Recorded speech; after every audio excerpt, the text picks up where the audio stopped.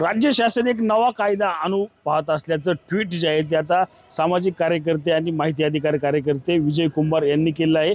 नक्की हे ट्विट काय आहे आपण त्यांच्याकडून जाणून घेऊ। सर, एक तुम्ही ट्विट केलंय की कुठलाही व्यक्ती जो आहे तो किंवा संघटना सरकारच्या विरोधात बोलणार नाही। नक्की हा कायदा काय आहे आणि हा लागू झालाय का किंवा लागू करण्याच्या हालचाली सुरू आहेत का? या कायद्याला नाव चांगलं दिलंय, महाराष्ट्र विशेष जनसुरक्षा अधिनियम 2024। परंतु याच्यामध्ये जनतेची सुरक्षा नाही तर जनतेच्या सुरक्षेच्या नावाखाली जनतेला पिळण्याचा हा कायदा आहे।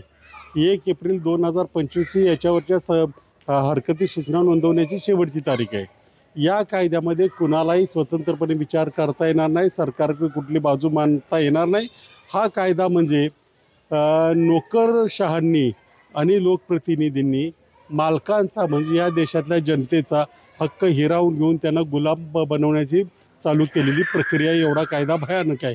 अगदी साध्या साध्या गोष्टीमध्ये तुम्ही ॲडमिनिस्ट्रेशनमध्ये काय बोललात त्याचा म्हणजे सगळे अधिकार ॲडमिनिस्ट्रेशनकडे का म्हणजे त्याच्यामध्ये न्यायालयाचे सुद्धा खाली अधिकार काढून घेतले। ते थेट म्हणजे जर काही तुम्हाला तक्रार करायची झाली तर थेट उच्च न्यायालयामध्ये त्या म्हणजे अशी शंका सरकारला आली किंवा सरकारला वाटलं की मी अमुक तमुकला मदत करतोय तर प्रॉपर्टी जप्त करणं, त्याची मालमत्ता जप्त करणं, ह्या सगळ्या गोष्टी याच्यामध्ये त्याच्यामध्ये कुठलेही अधिकार याला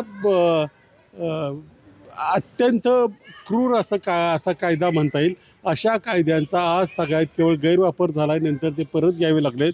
परंतु शासनाने आपण जनतेसाठी काम करतोय असं दाखवताना खरं जनतेसाठी काम करावं असे कायदे आणून जनतेच्या मूलभूत हक्कावर त्यांनी कुठलाही दरोडा टाकू नये असं माझं मत आहे। असे हा जो कायदा तुम्ही आता दाखवला हा दुसऱ्या कुठल्या राज्यात किंवा अन्य ठिकाणी कुठे लागू आहे का? नाही, हा कायदा काही राज्यामध्ये लागू झाला आहे वेगळ्या पद्धतीने, तिथेही त्याचा गैरवापर झाल्याचेच हे म्हणजे तुम्ही आता अपस्मा कायदा घेतला तर त्याचा जम्मू काश्मीरमध्ये गैरवापर चालू आहे।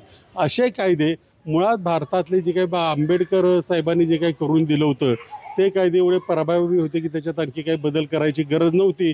पण जसं सत्तेची भूक वाढली तसं असे हे जुलमी कायदे करायला सुरुवात झालेली आहे। रणजित जाधव, TV9 मराठी, पिंपरी चिंचवड।